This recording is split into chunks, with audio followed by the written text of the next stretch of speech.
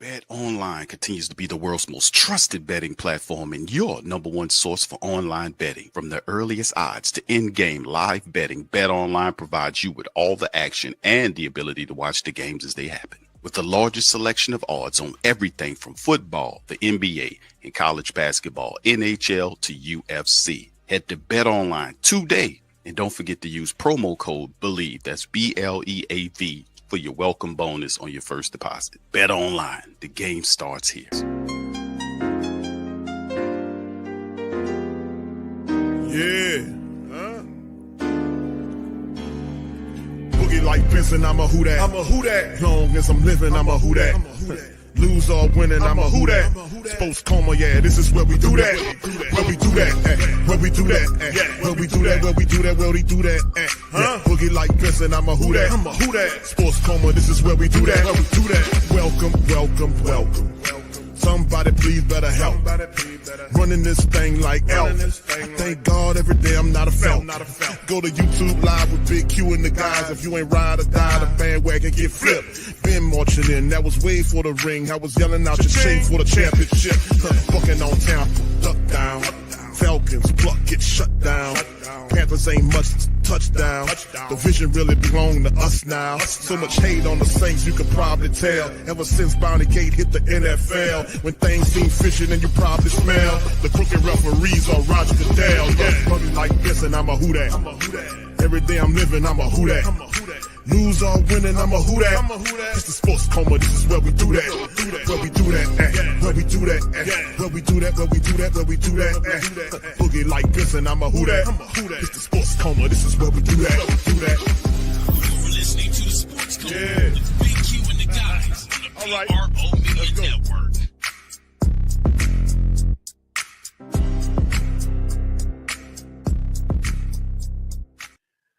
All right. Jamie says season finally over. Will Loomis finally look at the results and make the right moves or step down as GM? Find out on the next time on Dragon Ball Z. Indeed. All right. Shotgun for the Buccaneers looking. There's a throw to Mike Evans and he gets it. He picks up about 8 or 9 yards and he was upset the whole damn game until he finally got his stinking ass 5 yards. Now he running off the field. He was upset the whole game until he got it. Now he happy. So, and they dancing on the Saints right now. Saints got the ball back. The least they could have done was try to keep it away from them. I want to say Thank you, Jamie. Very much. Picking me up and bringing me back to this world. And listen, Dennis Law, Shigel Benson, them, they're all in Tampa. I don't know why they're there. I don't know why they're there. They don't travel every game with them, but they are in Tampa to watch this. So, these people are, they're out of their mind. Mike Evans was pouting this whole game. And now that he finally got it, he's happy now. He was pouting the whole game. But he got it. He got it. That's it. That's the final of the game. Thank you, Jamie. Appreciate you. That's it. Saints lose 27-19. Like Q, what happened? Fam, this is the second half of the game. This is what happened. This is second half football. The Saints were outscored 21-3 in the second half. They won 16-6 in the first half and lost 21-3 in the second half. It's halves here. They had several opportunities to do something in the third quarter, broke down, could not stop the run consistently, ultimately contributed to the Saints losing the football game. So there you go. Let's take a look at the stats right now. It doesn't matter what's going on with the Atlanta Falcons right now, who are in overtime. They most disappointingly are getting the news currently that the New Orleans Saints have lost the game against the Tampa Bay Buccaneers, which makes whatever they're doing null and void, right? Still see if you can get the win, obviously, but you're going to be watching the game along with the Saints. You'll just have some more wins than we have, right? We'll have better draft position, right? Brother Arnold says, please send Loomis to the Pelicans G League. Indeed, bro. Thank you Indeed. very much. Picking me up All this. Lauscher and Loomis, the horrible law firm of Lauscher and Loomis, has been a unmitigated disaster. Looking at the team stats, fam, for the game final, right here, the Buccaneers 20-19 in first downs. They were 10 of 16 on third downs. The Saints went 3 of 13 on third downs, 2 or 3 on fourth down, 1 of 1. That's disastrous, 3 of 13. Buccaneers flipped it on them, went 10 for 16. The plays 64-63. The Saints had almost a 20-play difference at halftime. Those numbers totally reversed in the second half. 64-63, 395 total yards by the Bucs versus 292 by the Saints. 10-9 on the drives. They averaged 6.2 yards per play versus 4.6. The game flipped. It's what happened, fam. The game flipped. It basically flipped, right? You see the passing game, 228 for the Saints versus 216 by them. The rushing attack went 179. They started leaning heavy into the running attack. Plus all the scrambling that was going on, the Saints allowed 179 yards rushing. 179 yards that these people allowed on the game. Now, what was it? 188 and 106, whatever the case would have been. I mean, they just, the last 3 games have been a disaster. The Saints have just totally the bottom fell out. 179 they allowed on 31 rushes, 5.8 yards per scramble run or whatever. The Saints had only 64 yards rushing on 19 attempts. That's 3.4 yards there. They're in the red zone twice, 1 of 2 in the red zone, 2 of 3 for the Buccaneers. They had 8 penalties for 77 yards. The Buccaneers had 12 penalties for 90 yards and still beat the Saints. They also had the turnover and the time of possession flip. The Saints had almost a 9-minute difference in time of possession at half. The Buccaneers took it away from 31-40 versus 27-44 by the Saints. And it just goes to show you, man, more of the same, right? For the black and gold as they go down. They go down in a laughable manner to the Tampa Bay Buccaneers. And like I said, I didn't anticipate this team winning the game, to be quite honest, which I didn't anticipate the Saints winning the game. I was pretty pleasantly surprised how they activated and operated in the first half of the game, where they were able to score on every possession. The punter didn't have a punt at all in the entire first half, and then things changed in the second half, which we noticed the Saints are not a second half team. They are a team that don't make adjustments properly. And it just shows that this is a bad team. This is a bad club. Many times they're dumb. No disrespect, but it is simply what it is. This is a team that is it's a dumb team, man. Led by it's not a very good team. They make a ton of errors. It's just they're a low IQ team. What can I tell you? This is my squad, but they play stupid. And then on top of that, like I said, you look at the individual statistics here. Spencer Rattler had a 42 attempt day. He was 26 of 42 for 240, just under 6 yards to throw, 1 touchdown. He was sacked a couple of times, 85.4 on the rating. Clyde Edwards-Helaire, 8 carries for 26 yards. Jamal Williams had 8 for 15 in the game. In the running attack, not much going on at all there. The receiving game, Juwan Johnson, 6 catches off of 7 targets for 80 yards. Kept the chains moving when he did, made several really good catches. Scantling was 3 for 33. Foster was 4 for 31. He got knocked out of the game toward the back end. Cedric Wilson was 3 for 22 off of 5 targets. Pettis was 2 catches for 16 yards and a touchdown as well. Then you had catches by Clyde Edwards-Helaire, 1 by Austin Jr., Jordan Mims, Darlin Hawker, and Jamal Williams. Ball was being spread around in the first half. None of that in the second half. The Buccaneers just literally took the game away from them. DeMario finished with 9 tackles. Will Harris had 8, along with Nephi Sewell. Got in there and played. Sewell was credited with the only sack of the game, getting in there and finally getting Baker Mayfield, but he was already cooking. Jordan Houghton did get an interception, and he got toasted for a touchdown as well. So, but anyway, Blake Grupe did what he could do. He had 4 field goals today, 4 for 4, with the longest being a 49-yarder. He had 13 points contributed to the Saints' effort. Hayball, 3 punts for 131, 2 of which were inside of the 20. You look at what Baker Mayfield did. He was 21 of 32 for 221, 2 touchdowns in the pick. Sack once, 93.4 rating, really turned it on. Bucky Irvin, 19 carries for 89 yards, averaged just under 5 yards a one rushing touchdown we seen toward the back end, and Baker Mayfield kept it turning.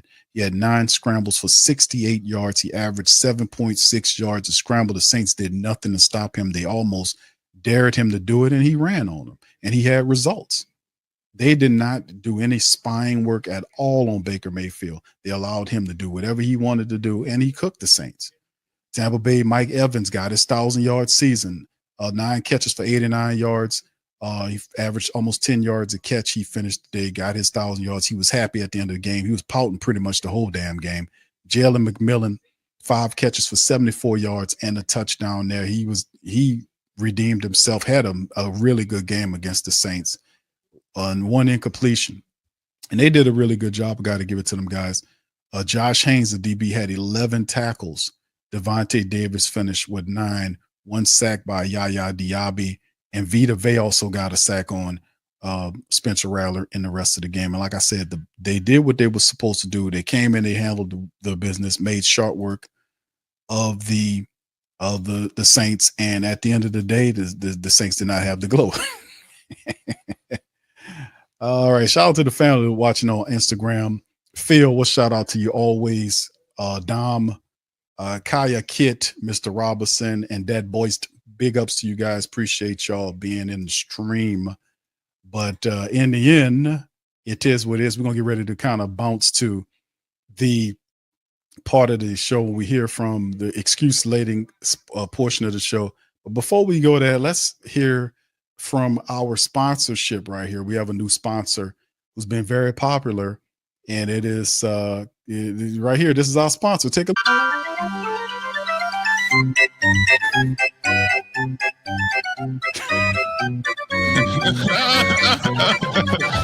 That is completely psychotic.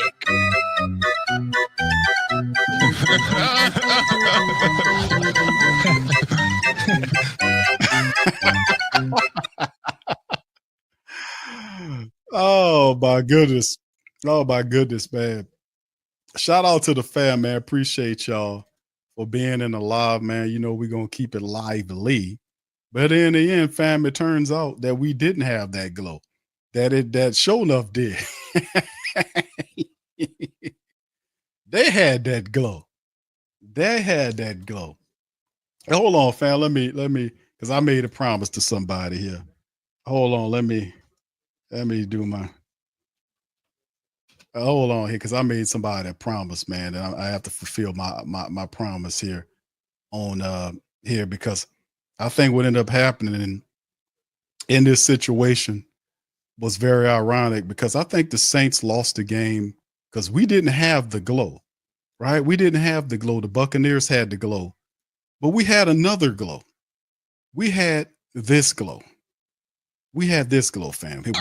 You can do all the things you always wanted to do. Beautiful, sexy, 1, 2, 3. Just let your soul go. Just let it shine through. Just let your soul go, baby. So silky smooth. Just let it shine through. Just let your soul go.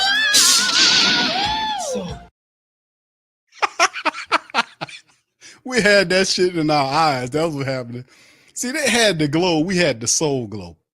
We had all this juicy Jerry curl shit. All this was all up in our eyes, man. That's what happened. That's what happened with us, man. We had all this up in our eyes, man.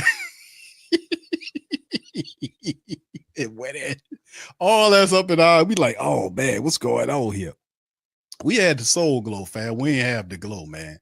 We was all kind of ways messed up today, man. And it's a shame, but it is what it is, right? It is what it is. It is what it's supposed to be. All right, Prom, shout out to you. So be prepared and safe for the next 4 years. See you later. Thank you, Prom. Appreciate you, brother. Thank you very much. Picking me up, bringing me back to this world. All right, shout out to Captain Cajun, man. Says, look at the bright side. The Saints helped the Bucs eliminate The Falcons, indeed, brother. I Thank want to you. say thank you very much. Picking me up, bringing me back to this world. Indeed, man. And they're in overtime with them right now. And the Panthers actually they actually lost. So even if the Saints were able to beat the Tampa Bay Buccaneers, the Falcons lost to the Panthers in overtime 44-38. They just lost. So even if we had won, and it's that same thing where we talk about sweep around your own front door, sweep around, you got to sweep around.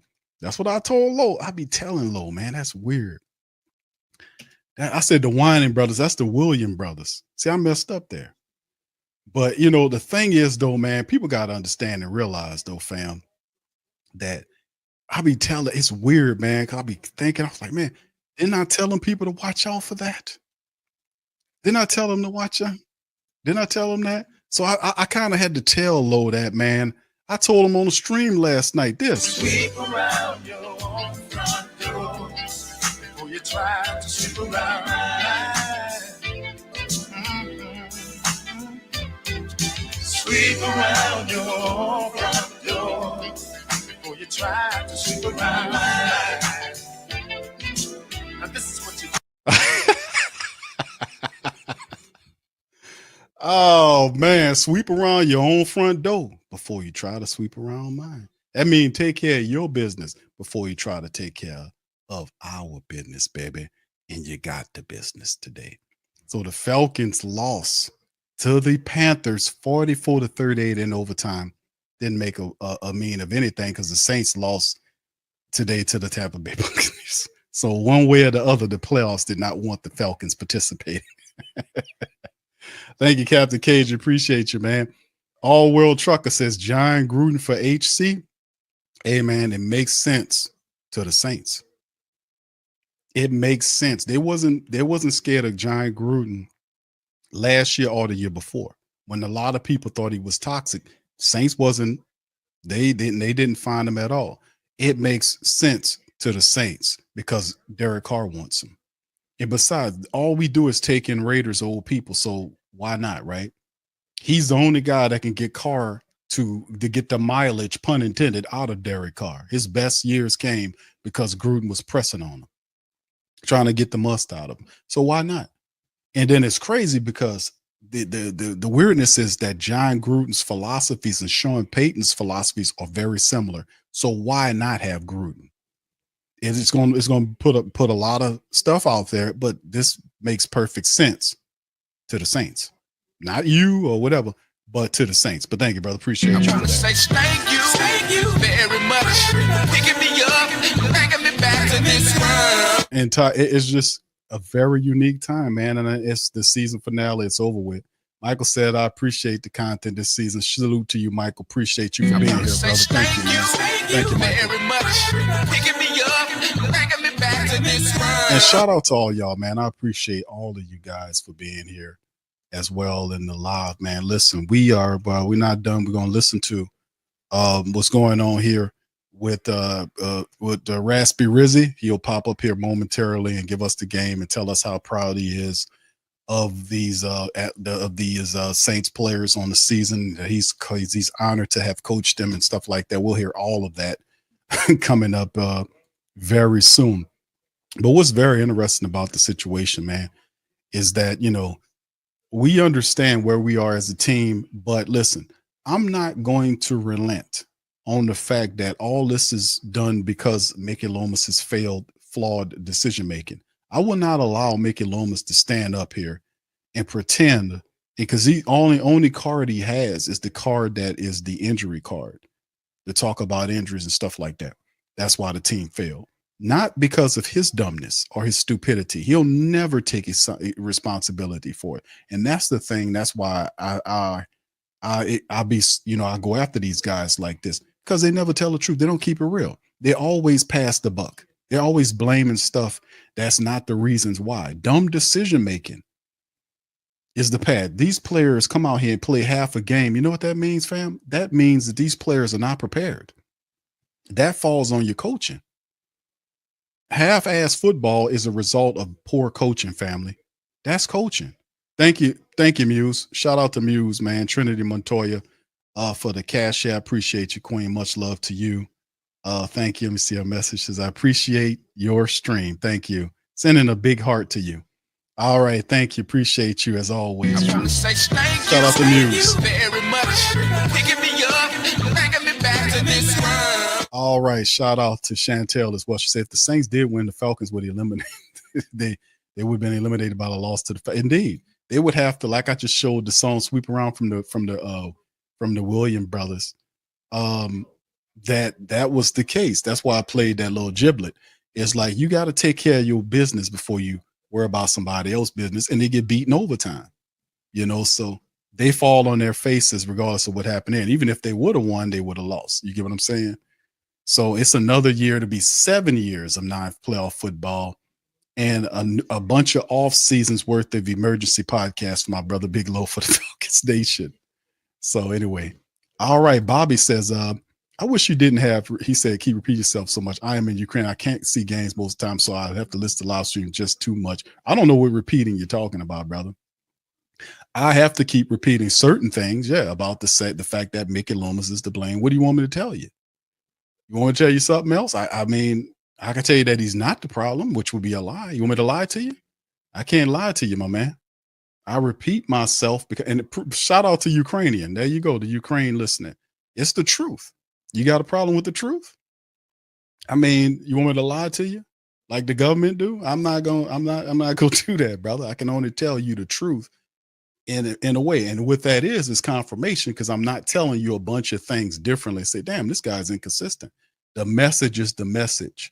In the line, the truth is the truth. There's only one way you're gonna hear it. That's either straight with no chaser. That's how I do it.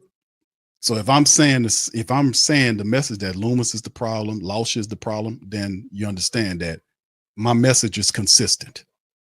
And sometimes you have to beat that message hard because you got hard-headed people in the Saints organization. So you got to break through with repetitiveness at times.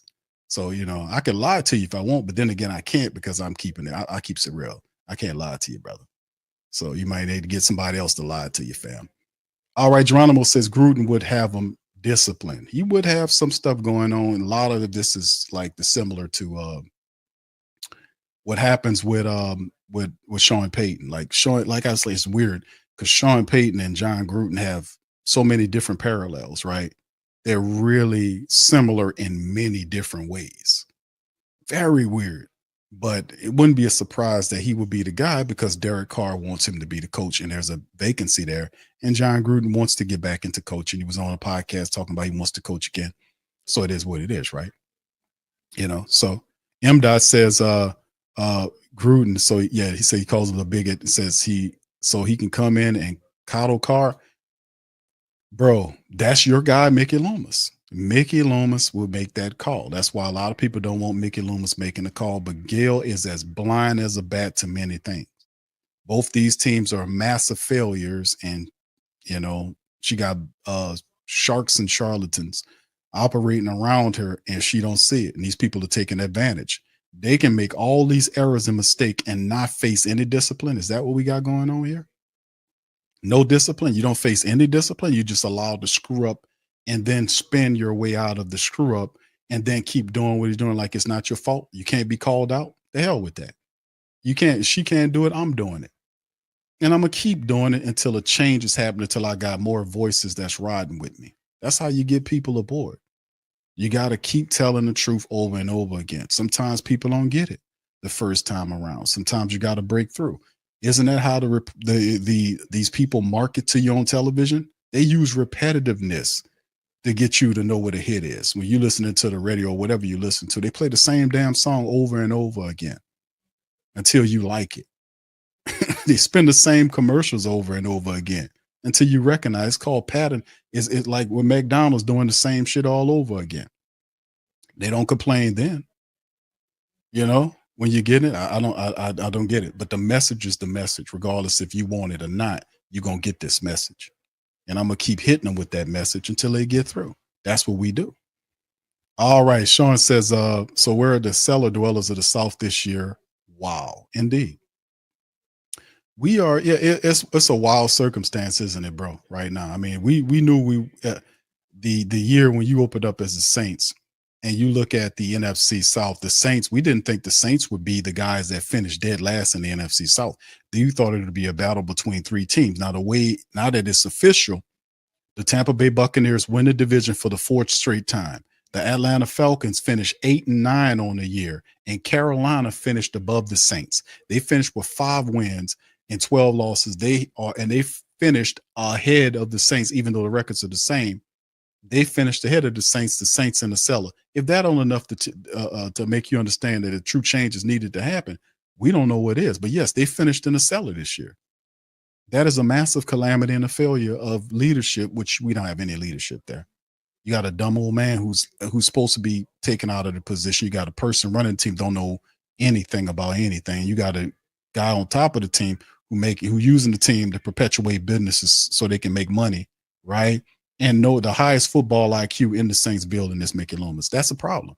Kevin says, Q, thank you for making the season super fun in spite of 12 games lost season. Much love. Thank you, brother. Appreciate you for that. Thank you for that accolade, man. Appreciate you, brother. Shout out to you and the rest of the fans. Shout out to y'all, man. Another season of Saints football, man, has concluded here, and it's not the result that we want, of course, but sometimes you need this for a change to happen. All right, yeah. Louisiana says this man needed 5 yards, and everyone knew where the ball was going, and they still couldn't cover it. I know, right? And we knew he was pouting all game, wasn't he? He wasn't doing nothing. He was pouting the whole game until he caught that pass that put him over 1,000 yards. He was pouting the whole game. And then the Saints couldn't even run the clock out to deprive him of that. We can't let you. I'm not gonna let this guy. You ain't gonna get the win, and this other guy get his record on me. Couldn't even run out the clock.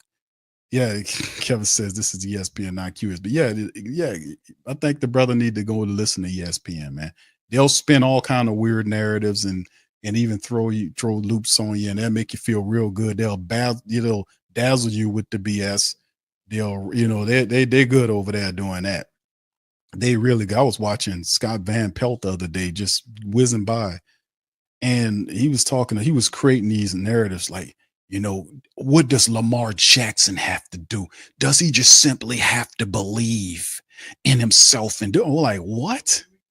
What are you talking? Just spinning unnecessary narratives just to have something, just babbling, just spinning just ridiculous narratives about him. He just has to believe. And what? What are you talking about, man? Get out of here. What are you talking about? That man knows who he is and what he's about. If he didn't, he wouldn't be at that level. He just has to believe. I'm like, what is this idiot talking about? What is he talking about? But that's what they do. This is what they do. So yeah, I'm not the ESPN guy. I'm far from it, brother. I don't read off no teleprompter. Everything you hear from the moment this stream went go is coming straight up out of here. There's no teleprompters. I might mess up on a word every now and again, but I've been doing this for some time, and they know there's no teleprompters here. It's just straight up me, whatever information I got, whatever analysis I got right from here. So if that's just what it is and how it is. Scoop, shout out to my brother Scoop, said if we thought we experience bias, now bring Gruden and see the animosity he creates. I know that's why Mickey has to be stopped, man. We need to go in a different direction big time here. We need to go in definitely a direction, another direction that we don't need to have here, to be honest with you, fam. Because the reality is we had all kind of stuff going wrong for us this entire season. But it's really the lack of leadership thing has really been a comedy-led situation for the Saints, man. I'm gonna just be honest. Chantel says, Q, if you look at the standings, the Saints has the Saints on top of the Panthers. I'm going to look at it again. I want to say that the standings that I show that the Saints finish. Yeah, they're showing that the Saints finished below the Panthers. And you look at the division record, they were tied division records. They were tied in conference records. They split with them some kind of way. They got Carolina there. So yeah, 3-6 home records, 2-6, and here go Rizzy. Let's hear from him and see what he got to say about what happened here. Into the game and the season, especially after a really real good effort by us in the first half. Unfortunately, they kind of flipped the script on us in the second half, and some of the things that we have been deficient at appeared again. Things like third down, not finishing in the red zone, some penalties, obviously, whether they were questionable or not, they were still called, and so some of those things were obviously self-inflicted errors that cost us the game. As I said to the guys in the locker room, it certainly wasn't about heart or effort or passion or want to. Again, for us to be playing for nothing, essentially meaning the postseason, and for our guys to go out there and give the effort they gave is pretty remarkable. Right up to the what? Bro, what are you talking about, man? Bro, I'm out, man. But at the same time, if we don't get some of these things cleaned up, the results will continue to be the same, in the future. So that's unfortunate. We really wanted to try to get one here, obviously, with all the circumstances that took place this week. It would have been great to bring home a win back to New Orleans, to give everybody something to at least smile about for just a short term. But, again, I applaud our guys in terms of their work ethic. What? Bro, what are you talking about, man? This guy out of his damn mind, man. Out of his mind. I really haven't. That hasn't crept into my mind yet, Catherine. I'm emotional because I really wanted to get this win today to end the season on a positive note for everybody: the team, the organization, the city, the fan base. So I really haven't started to process all all that part of it yet. I think you guys have pretty figured out by now that I'm a sees what you see is what you get kind of guy. So I'm going to be, passionate about everything. And so you're full of shit. Still trying to absorb this game. I'm still upset about this result, and we'll take that. We'll start tomorrow, and we'll figure out, what the plan is moving forward. So with that.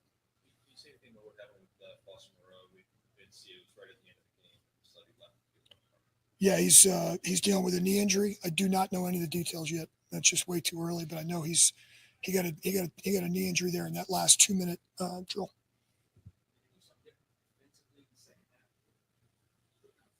Without watching the film, it's hard to see. For us, we did a good job in the first half of getting into third and manageables and converting and all that, and we didn't do that in the second half. We ended up 3 of 13 on the day, in third down, and you're not going to win a lot of games when you're 3 of 13 on third down, and so. I thought we did a much better job first and second. That was really an emphasis coming in. We didn't want to get into Todd and their defense, that they do a great job with their pressure package on third and long. We did not want to be in third and long. That was not where we wanted to live. And so I thought we really were doing a good job there. We controlled the time of possession in the first half. That's why we took the ball to start the game. The game was playing out the way we wanted it to play out there in the first half. That, we just couldn't get a mirror image in the second half. They went down, scored on the first drive, a couple penalties. We had a face mask. We had an illegal hit to the head. They had a long scramble. And they kind of got the momentum rolling in the second half, and we couldn't really stop it. That's just unfortunate. It's hard to say, but it's the truth.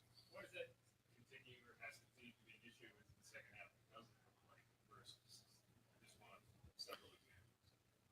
Yeah, well, there's been some examples where we weren't very good in the first half, had a great second half, or vice versa. Today, I thought we played very well in the first half. Across the board, what we didn't do in the first half was finish drives in the red zone, and we walked out of there with 3 field goals, if I'm not mistaken. The good red zone drive was a great job before the half. I thought our guys really did a great job operating that. But we had 2 earlier drives that stalled, and we had to kick field goals. And we did have a couple of 4th down conversions on the one drive. I think that was a touchdown drive, so that was a really good job by everybody. But unfortunately, I hear you. The playing the complete game.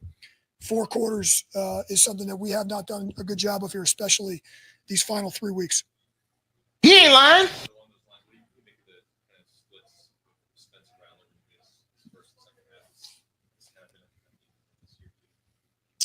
Yeah, I don't know. Again, without watching the film, it's hard for me to say to put it all on Spencer. I'm going to tell you, anybody puts the film on from the first half, they're going to see a guy that played really well, came out the gate, was delivering the ball, was on target. I know he missed a couple shots there in the second half that we had potentially some completions that we missed. I hate to say it, but you're going to probably deal with that with most rookie quarterbacks with the peaks and the valleys. But man, if he could do what he did in the first half and continue that, as I've said all along, Luke, and with everybody and this guy, is if we can get rid of the negative plays, that's going to be the big deal for us. So I didn't see a whole lot of negative plays. We just didn't have the production that we had in the first half offensively. On the MDS, the touchdown that they initially, what did you see on that play? Was it close? I did consider challenging it. I never saw a replay. They did not show it on the home screen board. Our guys upstairs that handle that stuff, they got the replay. They felt like it was never a catch and never really had control. I saw, they were talking about his arm got pinned initially early, so they thought it might have been a PI, but I have not seen the play yet. All I saw was the bang bang action. But from everybody that I was told upstairs that we wouldn't have won the challenge. So that's the information I got.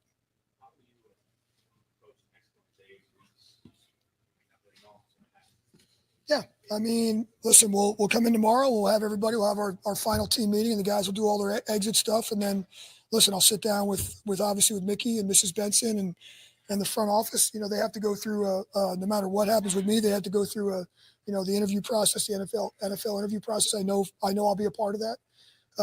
But other than that, I'll start, hopefully get a few days off and try to reflect on everything and kind of go from there. I'm hurting right now for the guys in the locker room. They're really emotional. That was one where, there are some guys that aren't usually emotional post game and that affects me because I love those guys. I love that locker room. And those guys have been unbelievably supportive of me. And so that's just a huge personal thank you. I'm getting emotional now to the locker room because they've been unreal.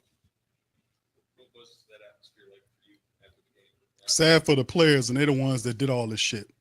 What about the support base, man? Get your ass out of here, man, with that, man. Come on.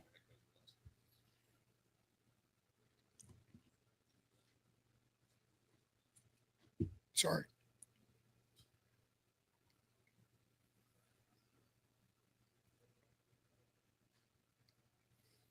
At the end of every season, it's hard. Whenever it's the last game, the locker room always sucks. Unless you're the team that wins the Super Bowl, the last game sucks. So whatever that last game is, the locker room is never fun.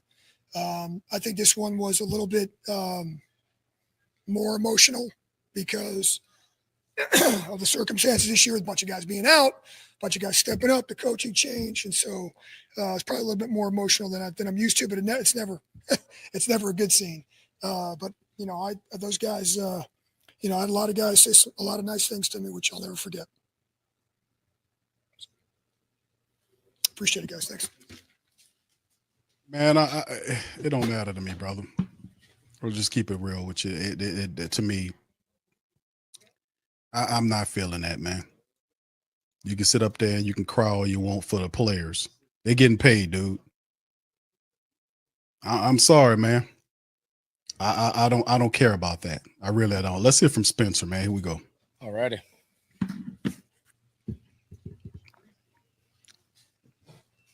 Obviously, you said you wanted to play full quarters. Obviously, some strong first half things that go.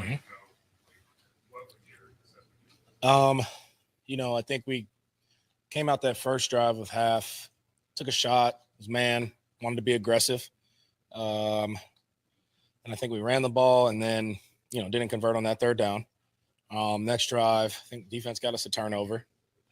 And we got a good play going.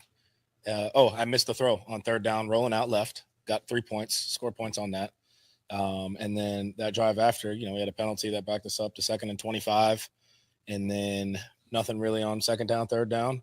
And then, just try to string it together at the end, make some plays towards the end as a group.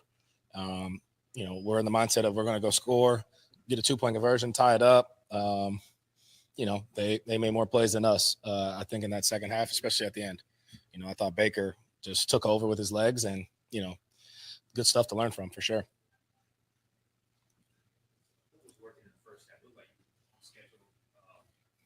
Yeah, everything was working in the first half. I thought our quick game was good. I thought our play action was good. Moved the pocket. We're spitting the ball out, running the ball. I thought we, did a really good job of that in the first half. Just got to do it in the second, third quarter, fourth quarter. So that's a group thing. It's a team thing, and we got to, look at the film and, got a whole off season to get better. And, that's what I'm looking forward to attack that and come back and learn from all these great experiences. You're not happy losing. We should have and could have won that game if we controlled a few things, that we messed up. But, another game down to the wire versus playoff team, and they made some plays at the end that made it hard for us to come back. But, we kept fighting, and, there's a lot of good to take from this for sure, and then a lot to learn from as well.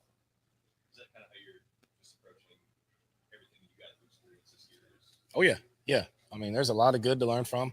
Did a lot of good stuff. But, obviously a lot to clean up as well. Rookie year, played 6 games. Very fortunate and blessed to be able to do that. So, and go out there and battle with these guys. I mean, these guys, that O-line today worked their butts off. Running backs ran the ball, threw it to multiple different receivers, tight ends. Guys played really well. And wish I could have got them the ball couple more times, convert on a few throws, but part of the game, and charge it to the game and move on.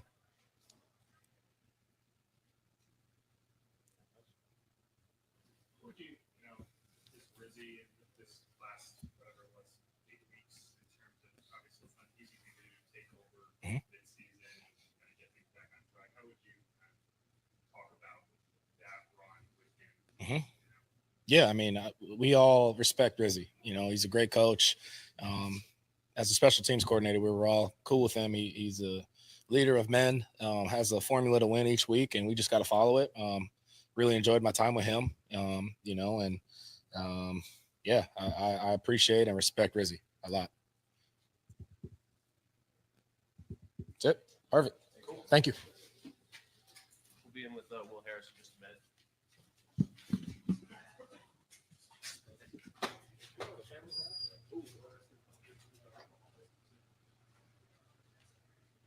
All right.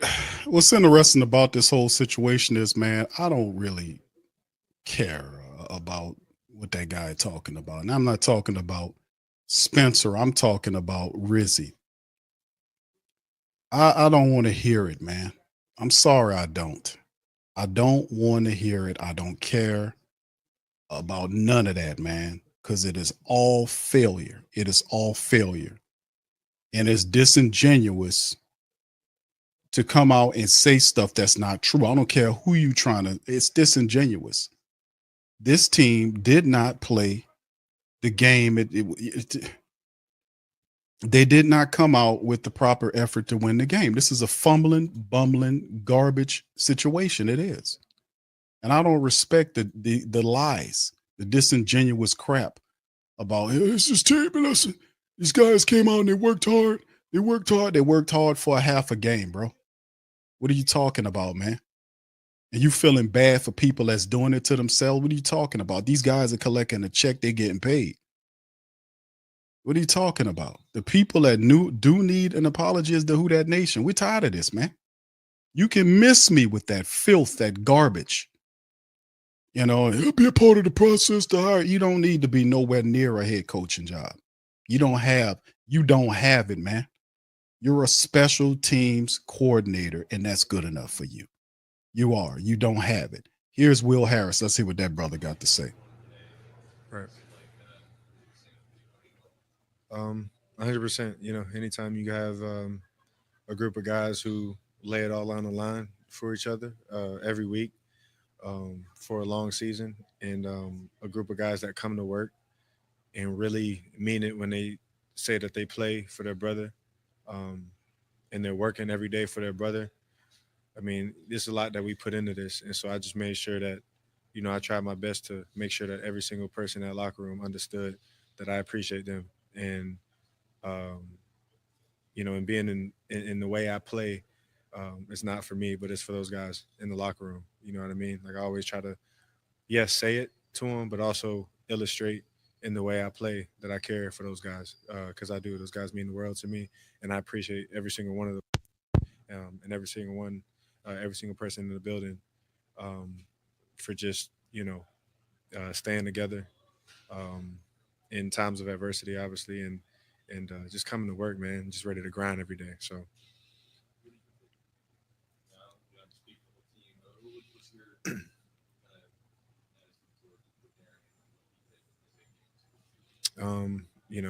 I have so much appreciation for that man and so much appreciation for this organization. Um, kind of having that trust in me, to come here and be a part of this defense. That means a lot to me. It means the world to me, and I don't take that for granted ever. And so I'm so appreciative of that. I'm so appreciative of my opportunity. Here as a New Orleans Saint, I wear that as a badge of honor.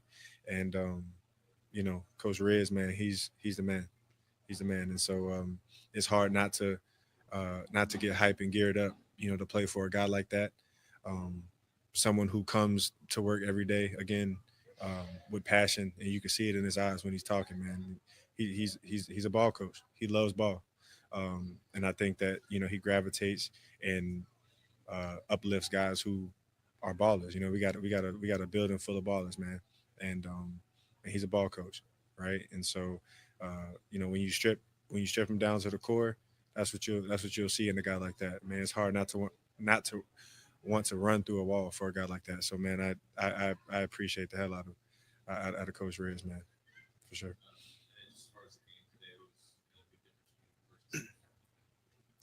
I think that the first half we did a good job of coming out and sticking to the plan, and I feel like in the second half we kind of got away from that.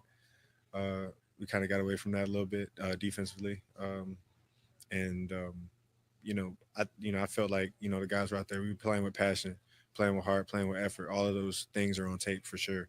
Um, just think that some of the things we kind of as a whole, but me included for sure, just kind of allowed to let slip here and there, and they weren't crazy slips, but you know when you're playing a good team, you're playing a formidable team. Those are going to be glaring. When they kind of pile up like that. So, man, I'm with that being said, man, I'm proud of the way these guys played. I'm proud of the heart and the fight that we play with. I love being a part of this defense, man. I love being a part of this defense, and I got emotional last night, but I get emotional to talk about it just because it means the world to me for sure, and I love being out there with the guys for sure. So, um, yeah, no, I'm proud of these guys. Yep. I'm sorry. One more time. Sorry. Mhm.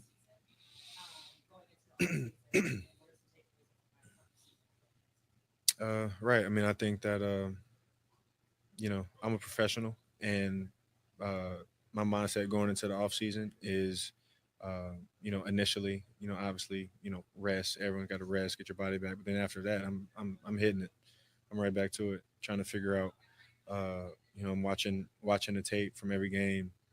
Uh, I feel like I'm my biggest critic, so I'm gonna break it down. I'm gonna try to figure out what I can do um, to be 10 times better of a player even next year.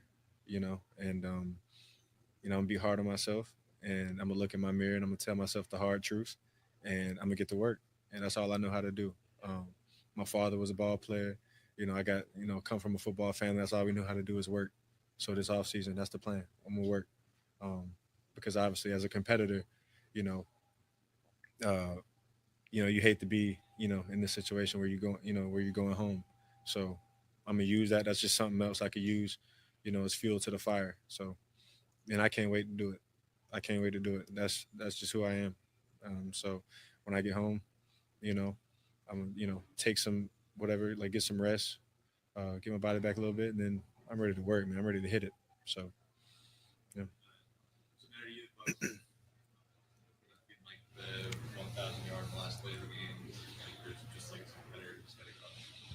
Yeah. I mean, hey, you know, hats off to them. You know, yeah, the last play, whatever, they were going to try to get their guy, to that milestone, and but at the same time, he had other yards in the game, and especially like a guy like that, I think we stuck to the plan. I thought we challenged him all game. I thought we was in his face. Nobody was like, I mean, look at our DBs. None of our DBs scared of nobody. You know what I mean? And so we went out there, man. We got in his face, challenged him. He's a good receiver. He's a good player. He gonna make some plays. But all in all, man, I mean, all of that stuff is, that's kind of, none of our concern really. Our concern was making sure that, he wasn't he wasn't a huge factor in the game. And I feel like, and I'm proud of our guys. I feel like they went out there and challenged them all game. All right. Thank you, guys. I appreciate you. All right, guys.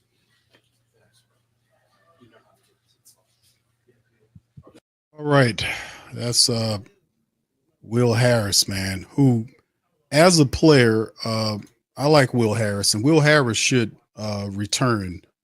Well, Will Harris was terrific acquisition by the Saints. He was one of those guys who came in and really did a wonderful job next to Tyrann Mathieu. He had a pretty good season when he was healthy, and he was a cheap. It didn't cost much to get Will Harris here because of his versatility to play multiple positions in the secondary, and he was really stellar as a safety for the team. And I got to give him credit for that. Being just doing a good job as far as that's concerned. But in terms of the Spencer Rattler interview, Spencer Rattler is a rookie quarterback. He had some throws out there he shouldn't have made. He held on to the ball for those sacks. He should have got rid of the ball, but that's stuff you expect a rookie to do. The Rizzy crap, as to me, it's a difference when you talk about having a head coach. Like, we done made the coach. I don't want no inexperienced coaches here no more, man. We don't need that right now. We gave this Dennis Allen cat 3.5 years, screwed up the team, threw them, just wasted away whatever timeline that they had. And then on the back of the failure, it's all about, being sad for the players. Listen, man, I'm not sad for no players. You understand what I'm saying? I'm not sad at all for any Saints players. Get this understood. Why? And why are you not, Q? Because they are getting paid to play. Am I sad for the Saints players when they don't show up in games and they still get paid for it? Like the Green Bay game when the offense did not show up at all. They didn't even get off the plane. And they got smacked down 34-0. They didn't even put up a touchdown or nothing in the game. They didn't even show up to play, but they collected a check. Did I feel sorry for them there? I don't feel sorry for no players. You get paid to play well. I don't like coaches that placate these players because they feel like they gave them a shot. You earn a shot based on how successful you are, if you can get the job done. To come out and talk about effort, and this dude has done this for the last several games of losing, talking about looking at the tape and just coming. I told you that they just lie. I look at the tape. I didn't see any lack of effort. You didn't see lack of effort in the 34-0 smackdown in the Packers game. You didn't see lack of effort in the shitty game against the Raiders where you got beat by a team that had 3 wins at the time in your own building in the season finale.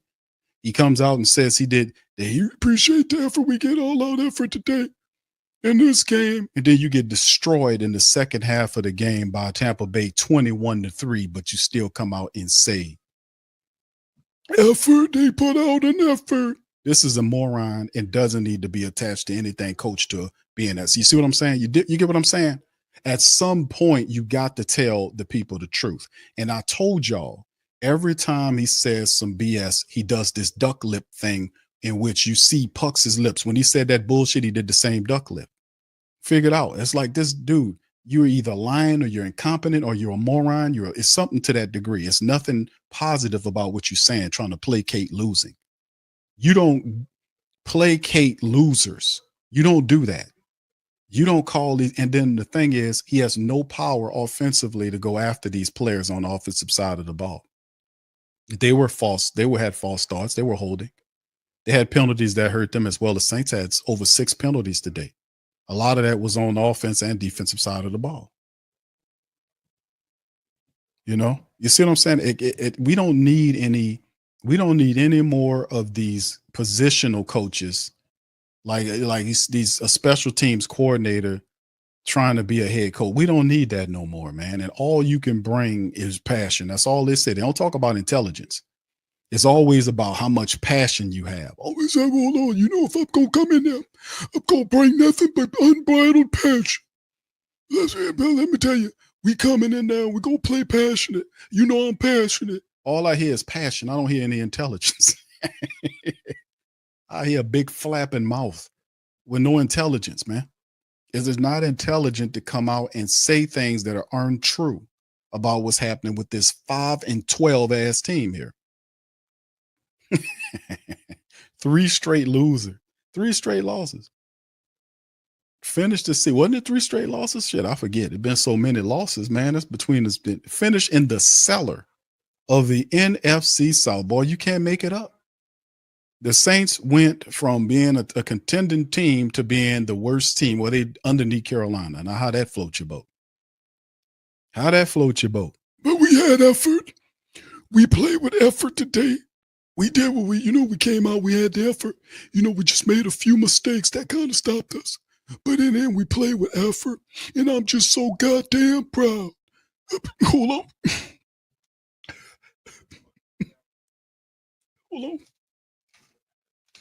Hold on. I'm just so sad for those players.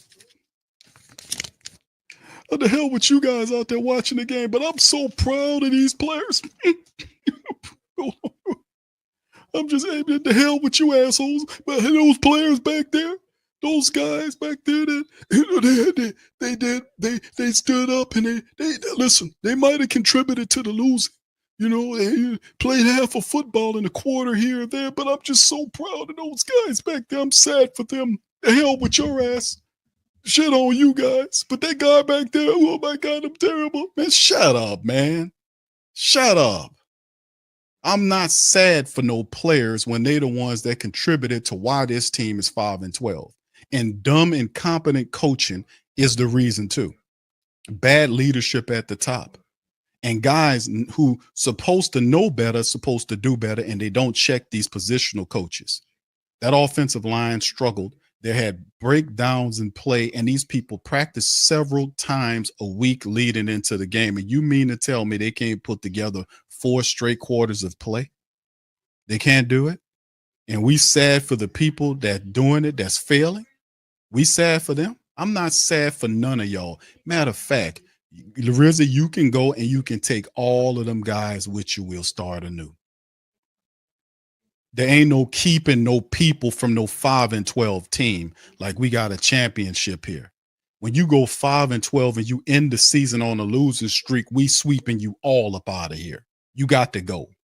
And there needs to be shakeups at the top of the organization. Here I go repeat myself again. The hell with all that, man. It's being repeated because it's the goddamn truth. Ain't the foolishness. We sad for the players. Not sad for no players. Out of here. You need to be sad for the people that was put up to watch this the entire season. The support base that done put their money into this, that's taxpayer money going into this fiasco, this crap, this craziness, this triflingness. And they finished the season below the Carolina Panthers in the standings. They can't spin this. There ain't no spinning, no failure.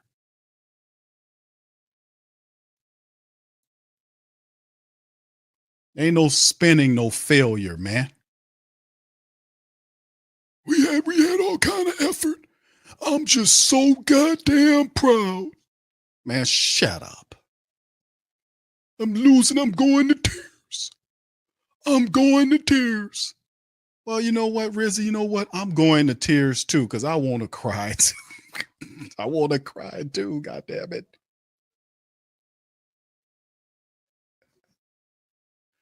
I want to cry too. You hear me? My goodness. He feel bad for the players. That's a hot one. You feel bad for the players. The same players that drop passes, that miss blocks, that don't know their playbooks. Them players. We no, sir. No, we don't go there. We don't do that here. Because you know what? They have the ability to have these guys have the ability to control what happens in these games. It's not dumb luck here. It's not dumb luck here. It's not dumb luck. The successful teams take the destiny in their own hands. They don't sit here and wait for other people to lose so they can win. Good teams don't do that. Good teams are intelligent. They stay under control. They stay disciplined. This team has a lack of discipline. They're a low IQ team. They really are. And that just doesn't start on the field. The field project or the field product, the final product, is a result at the start of the top of the organization. Whatever you are at the top is what you will be at the bottom. That's where that great biblical quote comes from: so above, so below. That's how that happens. That's a universal and biblical principle. However the saints are at the top is what they will be at the bottom. And isn't that the facts? That is 1,000,000,000% fact. The problem with the saints is lack of leadership, lack of accountability. People say, Q, you saying it? I'm saying it because it's the God. It's the truth. It's the God honest truth. It is simply what it is. It needs to be changed. And we keep saying it until it's changed. And I will call out the owner. I will call out the president of the operation. I will call out the general manager, VP guy, whatever you call him, the general manager. I will call out the players who come out to try to cool you down and tell you, hey, one day we're going to win. I don't know when it's going to happen, but I know it's coming. Man, shut up. Get out of here with that. While you are collecting a check to tell you that things are going to be all right. How fitting is that? The guy in the street tearing up shit and the millionaire telling him, hey, man, stop doing that. Calm down. It's going to be all right, says the millionaire to the normal man.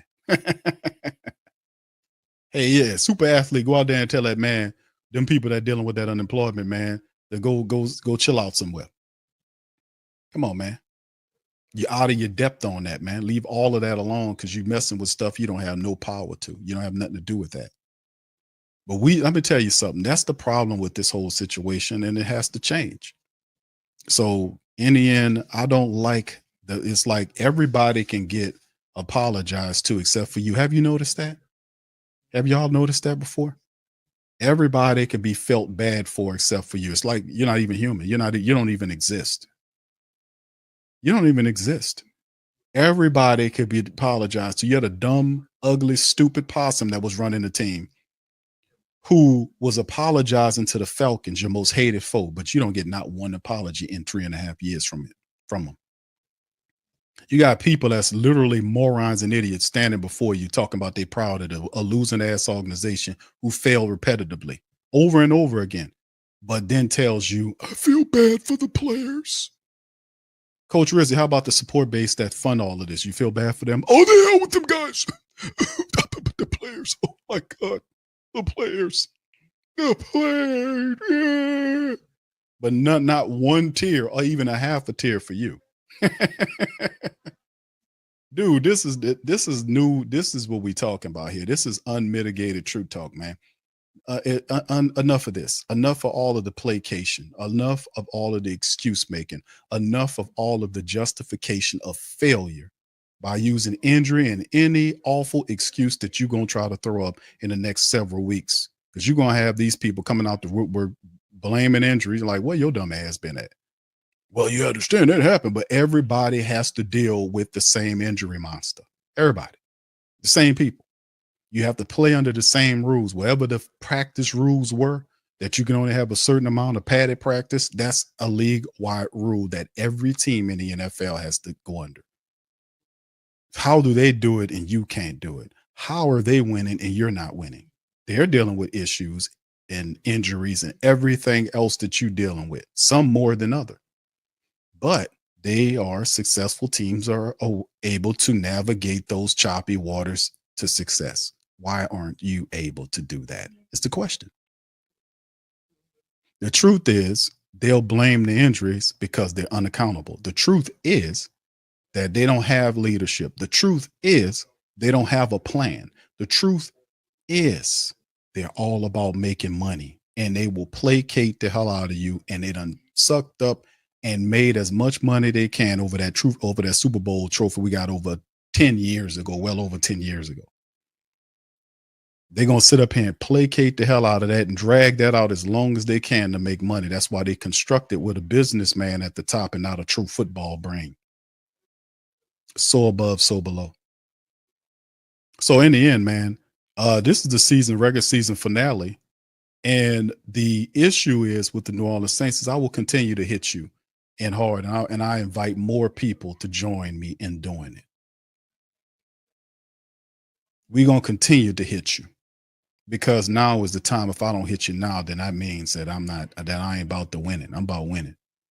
You see all these people making these excuses. Fam, do you hear these people sitting up here making all these excuses? Do you hear all these people? You hear the coach proud of losing ass team? Because they gave him some never mind the fact that it's his job to get winning out of these people and to tell you the truth. But he just happy they gave me an opportunity, and we're going to give you an opportunity to take your ass to the unemployment line. That's what we're going to do. We don't want no placators around here and justifiers for stupid, garbage, backwards football for the last 4 years, and people coming out trying to spin religion and an opportunity to coax you to supporting a team that is failing and refuses to get it right. Refuses to change leadership like they don't know what they do. You stay in a tailspin. I don't know which direction to turn. Hey, come on, man. How we know this much about the team and they don't know it? And we sitting up here looking at the team. How they don't have that? How they don't see what you see? Now you tell me they're supposed to be smarter than you, right? Huh? They're supposed to be smart. They're supposed to be the professionals. How they don't know and you know? Huh? How they know and you? How do you know and they don't know? Come on. How they know? How they don't know? We sit up here and we do. This is what we do. We know this team inside and out. How they don't know what you know, and we're looking at the same thing. How they don't know that? So in the end, 5-12, Saints in the bottom of the NFC South, season finale. Fam, but it might be the season finale on football, but it's coming next week. We'll be going into the carousel. We'll be covering the waterfront. We'll be talking about it all. It don't stop. It don't stop. It never stops. It don't stop. We gonna ratchet it up and we're gonna keep coming. The draft selections the Saints been having, the high cap situation. Now you get ready for the end season or the postseason, the end of the season press conference for Mickey Loomis. With him being arrogant to the press and Dennis Allen, 98, 75, 75, all that kind of crap. Come on out with that energy. In the end, man, change is needed, bro. This organization needed, but you got a person. This woman don't even see it, man. That's the terrible part about it. She don't even see it. We forced her out to do something, but you can't sit up here and not do something drastic to both of these organizations because they just stealing money from you, and you've been warned. All right, Black Preacher Man says Kamara the only player I do feel bad for. Yeah, AK-41 did not get his start. They shut him down, but it was he still got paid, so it's all good. Thank you, bro. Appreciate you. Thank you, Thank you, Black Preacher Man. Much love, bro. And he also says if Gruden get the job, Carr will be there until he's 40 years old. I don't think so, bro. I think the Carr situation, man. Listen, I just. Because people want John Gruden too. It's not just the Saints, but John Gruden is getting looked at from different teams according to the reports. But this is a healthy mix of coaches that they're looking at. Like the guy from Matt Nagy from the Kansas City Chiefs has that Andy Reid offensive mindset. Coach Glenn, what he has in all of the years he's been around the block. Vrabel's another guy. Gruden's another guy. But it's the thing is whether or not you're going to have these guys to deal with the restrictive measures. because Mickey Loomis is in there orchestrating the saboteur motion. He has to be dispowered in the organization. They have to move in a different direction in order for them to do that. She has to get hardcore with it. She got to pull the switch on some of this stuff, and we'll see what she does. And she got a lot to deal with because the Pelicans stink. That general manager over there needs to be fired. He's on his third coach, and actually, 1 2 3, his third coach. If he fires Willie Green's supposed to be fired. That'll be 4 coaches in 6 years. He needs to be fired. You can't hire these guys and then let them sit up there forever and just make bad decisions and not pay for it, and just spin narratives to escape out of accountability. You can't allow that to happen. It can't just be us calling you out. If you don't listen, we're just going to stop giving you the money. And sooner or later, you might as well do the job and fire the people that's responsible for the badness that's going on. And if you don't know how to do that, just know to go hire a firm and go and tell them what you want. They'll go do the stuff for you. They got hiring firms that do it all the time in the NFL. They go out, they do it for colleges. They go out and hire people, tell them what you want. They go look into the pool of people, and they do interviews and everything. But that takes vision. That takes somebody that's serious about it. Is she that? We'll see. It's time now. The time's coming. We'll get all those answers. So thank you, Black Preacher Man. Appreciate it. We'll see how it go, bro. We'll see.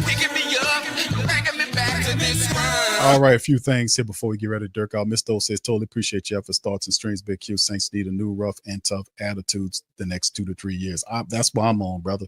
Rough and tough, bro. No more foolishness, no more lies, no more crap, no more garbage, because we're not playing it. And they have to match our energy, man, for real. Thank you, bro. Appreciate the comment. All right, Saints for Life says, Olave family members are saying they want him gone. They don't want him back in New Orleans. Yeah. I'm not mad at him. Arvin says Gail got to step in and clean the front office for this mess of a team roster and coaches.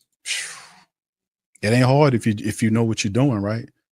Nola says Q Slick Mickey says we're not qualified. Neither is he. That's right. Jack says Derek Carr has been exposed twice now.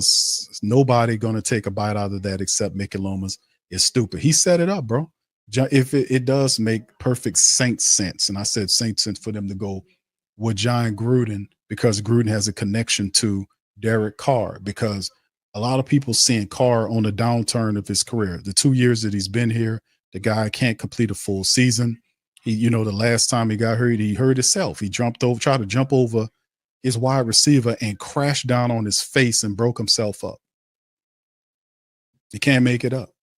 So, he was trying to make a play. I'm not mad at him, but it's just, golly, man. It's a smarter way to make a play. But it is, it's this Carr debacle has been an unmitigated disaster for the Saints organization. It really has. It's no way out of that. Arvin also says we need to get a new head coach because I don't see anyone who would be willing to come to New Orleans. Bad players, bad coaching, incompetent front office. Mad Drum said, I really don't see any players from the draft wanting to go to New Orleans. I don't see a coach wanting to coach in New Orleans as long as the Tops are still doing this. Derek says Olave needs to earn his stripes before his family can come demand and shit. He need to be a big boy and get with the NFL program. Mr. O says, yeah, Gruden might be a bad decision because of Carr Hayner. Rattler will never see the field. I don't know about that. I think Rattler would see the field. I think Jake Hayner, regardless of Gruden was working with him or not, that still wasn't good enough to get him above Spencer Rattler. Spencer Rattler actually went in there. Jake Hayner could never have done what Spencer Rattler done in the game against the Tampa Bay Buccaneers. Spencer Rattler was going against a playoff team. The Tampa Bay Buccaneers are the NFC South division winners for the 4th straight year. They are a playoff team, right, with an established veteran quarterback who is having a really good year. And Spencer Rattler went toe-to-toe with that guy in there for many stretches of the game, despite the fact that Spencer didn't even have a running attack. Because we forget that. In the first half, they was moving the ball around because they could not pinpoint where he was going with the ball, because he had like 10 or 11 receivers with catches in the first half alone. Did y'all see that? I called it out during the game. He had 10 to 11 receptions to people all over the field. He was fanning the field, finding whoever was open. It's difficult to defend that. But had they had a running attack that could have went along with the Saints able to, gain a little pace, eat some clock, things could have been probably a little different, because it went away. When the Buccaneers decided to literally start putting pressure on Spencer And the Saints just kind of went away with the rushing attack. It just couldn't mount. It's what I said in the preview stream. The Saints have to manufacture a running attack, and they didn't do it. They could not do it. They could not do it, and they put all that pressure on Spencer, and he didn't have a bad game. He stood in there and he made plays. He had 40-something attempts. He threw for over 240 yards, and he did a decent job against a playoff team. But it can't just be him by itself. It has to be a running attack you can balance off of, and they didn't give him any running attack. Nothing consistent anyway.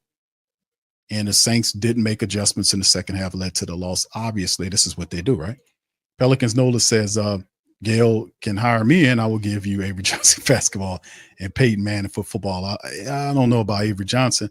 Peyton Manning could be an advisor. I would go for that, not a coach, but an advisor. Sleep says to be honest, pressure needs to go on Mrs. Benson publicly, or it's time for her to sell and enjoy that money. Indeed, bro. If you can't do the job right, get from up under the team, right?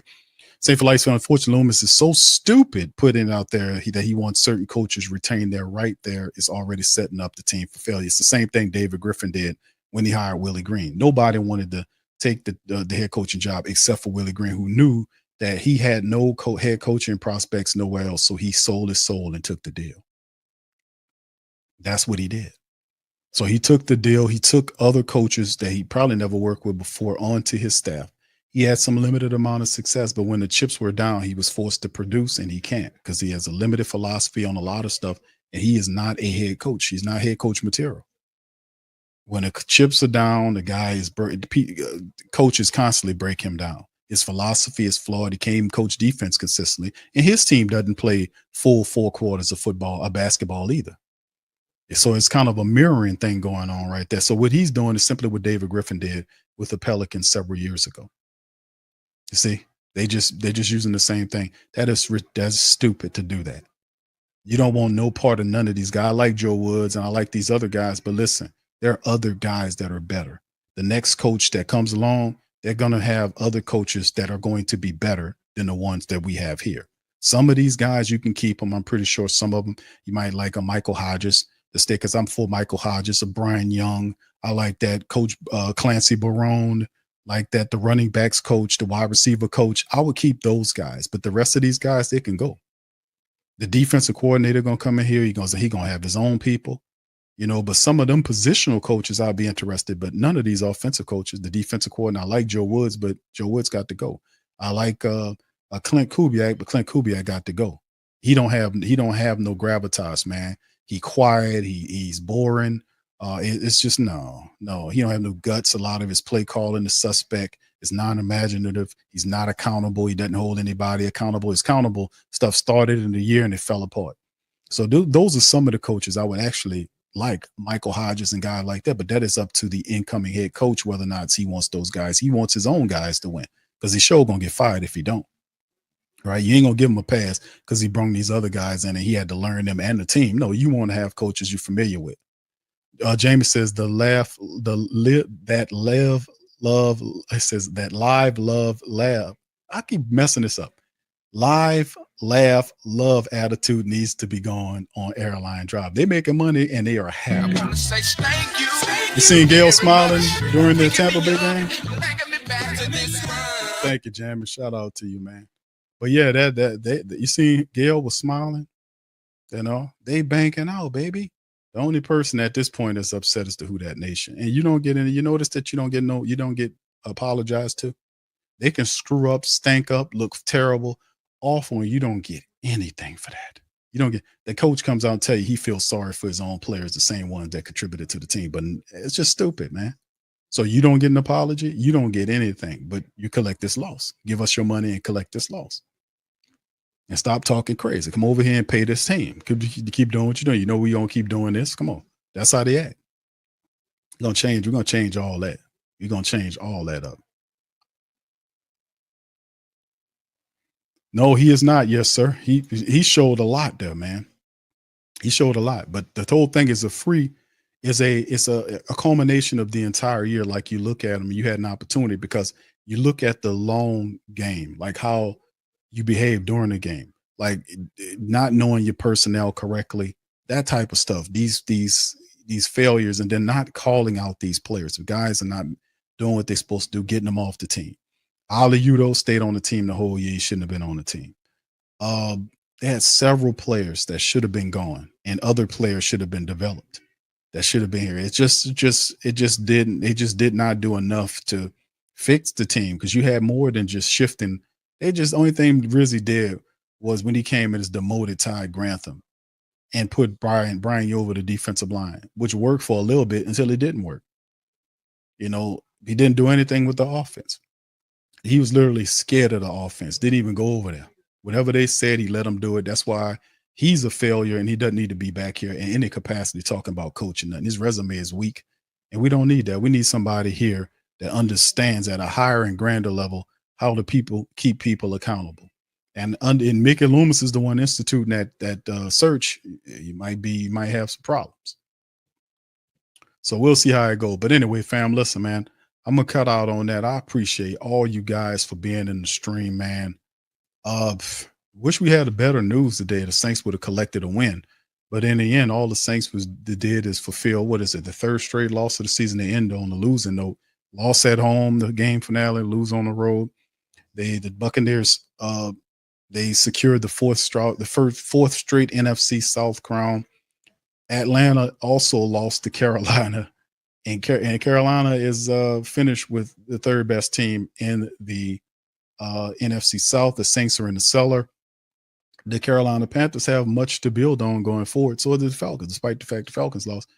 They can look ahead knowing that they got a rookie quarterback that's going to be good. Carolina's the same way. The Tampa Bay Buccaneers is what they are. And New Orleans Saints is a team that's looking at themselves like, man, what are we going to do? You know, we'll see. So a lot of these guys don't need to be here anymore. They really don't. Jamie says, why did Pete Kubiak, there you go, Pete Kubiak do that? He says, what did Pete Kubiak do that would make the team want to? I know. Clint Kubiak or Pete, yeah, you're right, Pete Kubiak. Pete Kubiak or Clint Carmichael doesn't need to be on this team, bro. He didn't do anything. I'm just keeping it real. He didn't do anything. He didn't show that he even deserved the head coaching role and none of it. He let him take his ass back out there with Shanahan. Go back to Shanahan. That's what he's gonna do. Let him go back out there with Shanahan up under him, and he'll sit for a couple more years until Shanahan steps down, and then again he might take the job after that. But he just don't have his temperament, man. He got a melancholy. I don't want him to be stupid, over passionate, like to a point where you're just a raving lunatic like Rizzy. But at sometimes, you know, we need a lot more of our offense out of our offense than what we was getting, and he had some really good players, and it just didn't work. We couldn't get it. They just looked awful. All right, shout out to my brother Scoop. Salute to my brother Scoop. Thank you, bro, for your support. Much love. Gail never speaks, bro. She's not gonna speak about football. You hear from Loomis and the rest of those guys before then. All right, what's up, JP? What's going on, my brother? He says, dear Gail, you cannot trust the arsonist of the current dumpster fire state of the franchise with the rebuild. Fire or reassign Mickey Loomis now. Shout out to you, my brother. Shout out to my dog, JP.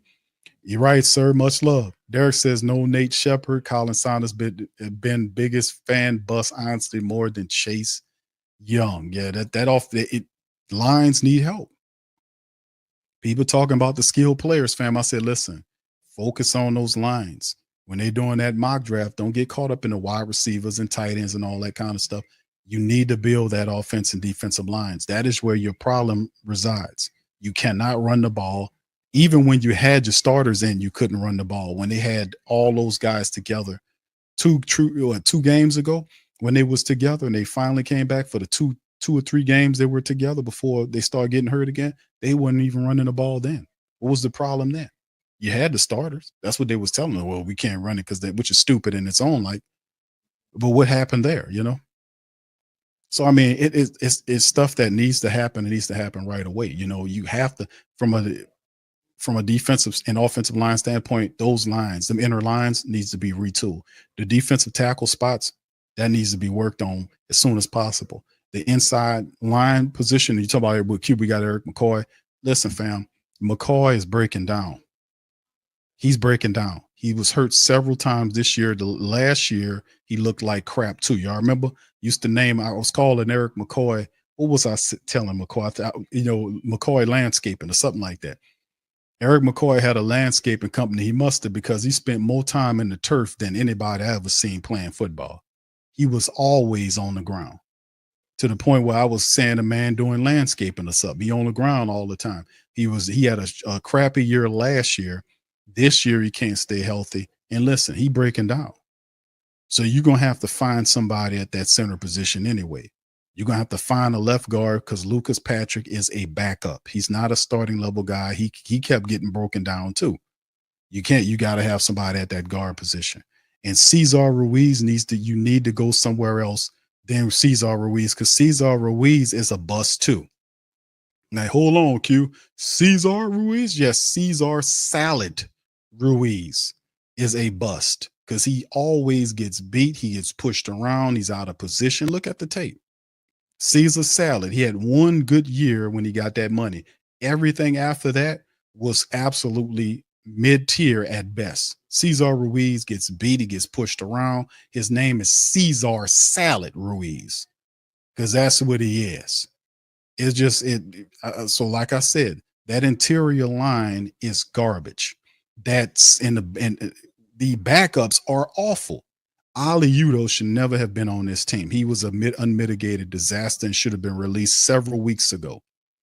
That the Landon Young dude, his time is up on Landon. He did decently today, but Landon Young has been a guy we drafted. He didn't pan out, and it's time for him to go. The other guy, we have Shane LePew, like Pepe Lemieux, whatever. He might as well rename him LePew, because he stinks. His game was garbage. He gets pushed around, doesn't know what to do most of the times. And the Saints had Connor McGovern, the guy they picked up from the Jets, who was better than Shane LePew, and put McGovern in the street for LePew. I don't get that part of it.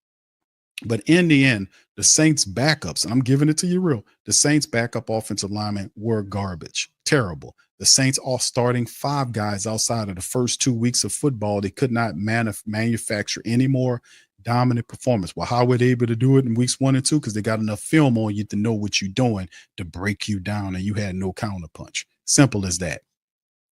How they did it in weeks 1 and weeks 2, Q, easy.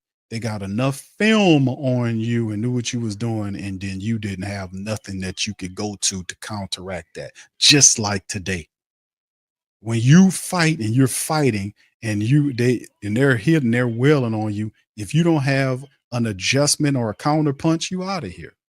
The Saints don't have a second level or third level to go to. They don't have that. When teams adjust, the Saints just die. They can't adjust, and this is the truth. So I would call, and we talked about this during the stream about Colin Saunders. I like Bink Saunders. I like him a lot. Nate Shepard was a disaster today.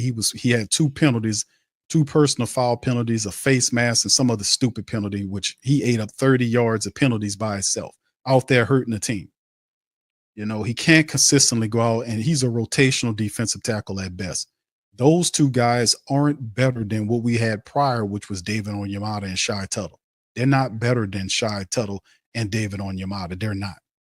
We need to find some people. We got Brian Brissy there. Brian needs to work on that, being better run stuffer, and he needs to work on that. But we need somebody else there. They drafted Christian Boyd. They got Big John Ridgeway there. But still in all, you need to get somebody that's unmovable, an unmovable force similar to a Vita Vea or something like that. You need a big guy in there that you run up into him, you just stop. Jerry Ball type dude that just don't move. He just clogs up 2 blockers and frees up everybody else. You need a big guy like that. A couple of them that eat up space. You know what I'm saying? It's not difficult. It's not complicated. You got to find a big guy, a couple of them, to put in that interior defensive line. So like I said, we're not safe with the Saints offensive line. McCoy is breaking down. You keep seeing him getting hurt over and over again. You can't count on him anymore, is what I'm saying. So you better find somebody else for him. The left guard position, that's a backup anyway. The right guard position, Cesar Salad Ruiz, we need to look at having backups ready to replace him too. Like I said, man, if you want success, you got to start in these interior lines because it's a problem.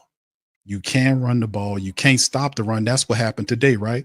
Saints couldn't run the ball. and they could not stop the run. That was the last 3 games the Saints got ran on badly.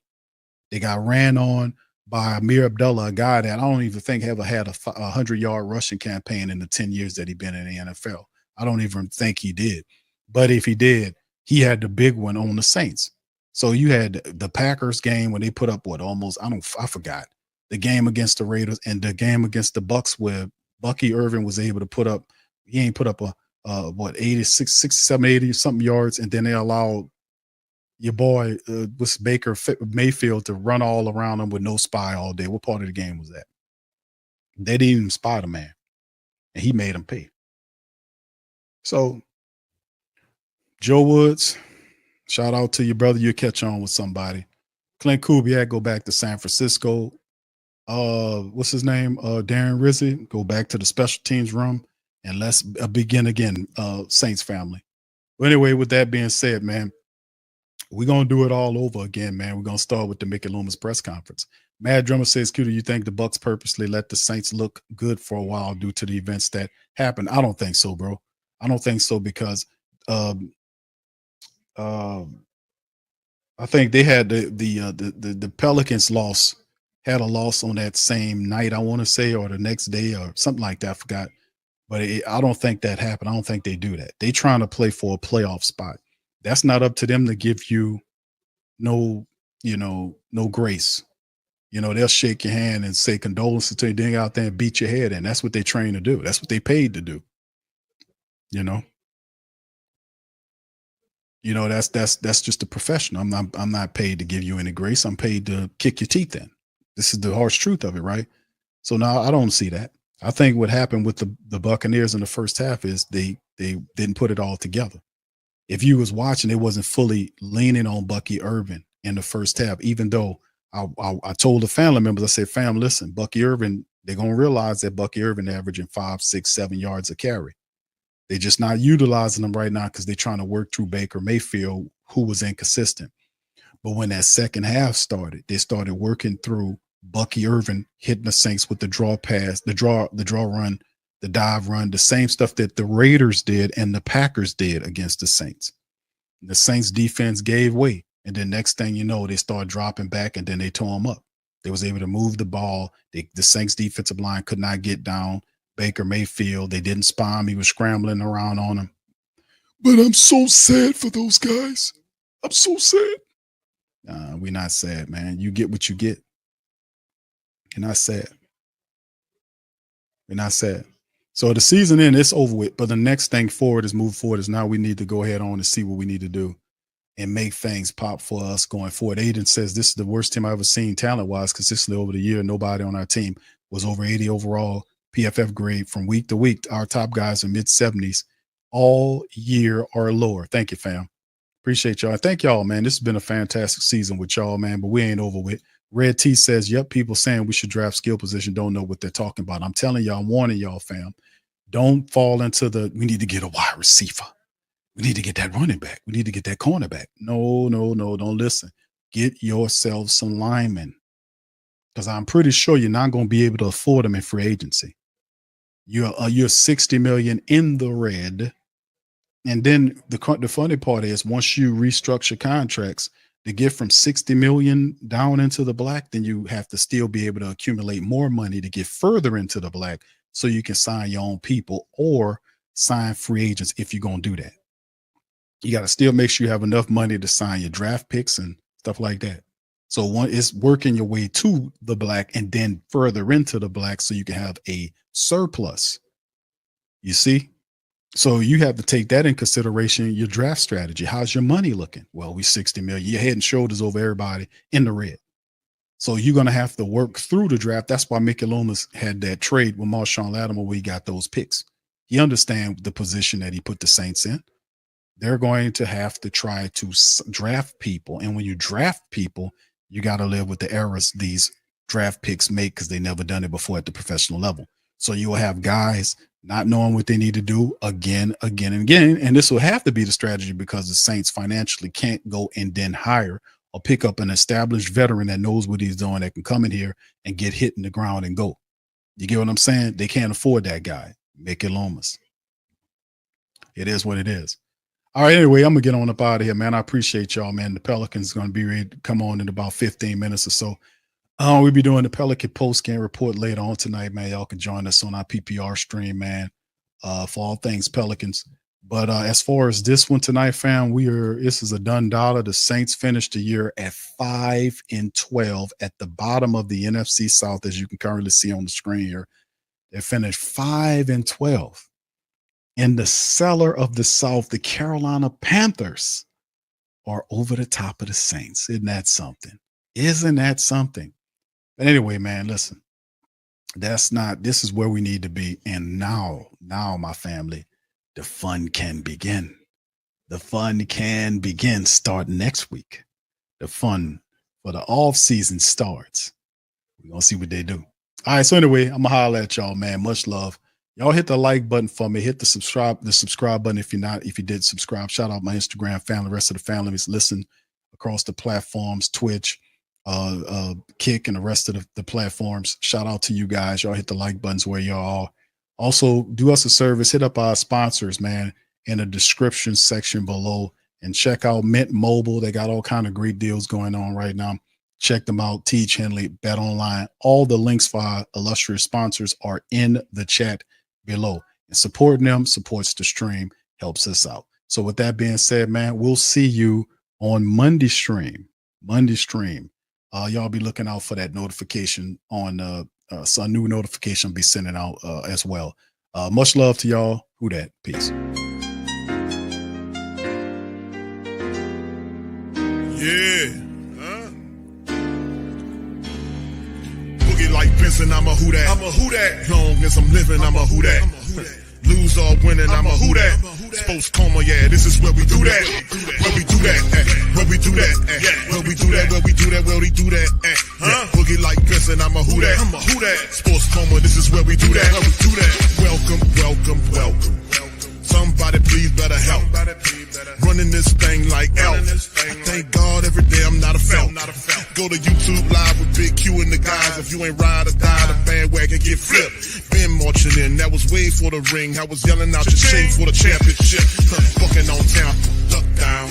Falcons, pluck, get shut down. Panthers ain't much touchdown. The vision really belong to us now. So much hate on the Saints, you can probably tell. Ever since Bounty Gate hit the NFL, when things seem fishy and you probably smell the crooked referees on Roger Goodell. Yeah, probably like this and I'm a who dat. Every day I'm living, I'm a who dat. Lose or winning, I'm a who dat. It's the Sports Coma, this is where we do that. Where we do that, where we do that, where we do that, where we do that, where we do that. Boogie like this and I'm a who dat. It's the Sports Coma, this is where we do that. You're listening to the Sports Coma with Big Q and the guys on the PRO Media Network.